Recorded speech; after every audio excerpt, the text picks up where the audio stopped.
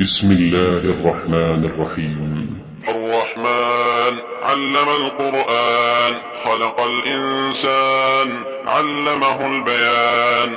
الشمس والقمر بحسبان، والنجم والشجر يسجدان. والسماء رفعها ووضع الميزان، ألا تطغوا في الميزان، وأقيموا الوزن بالقسط ولا تخسروا الميزان. والأرض وضعها للأنام، فيها فاكهة والنخل ذات الأكمام، والحب ذو العصف والريحان. فبأي آلاء ربكما تكذبان؟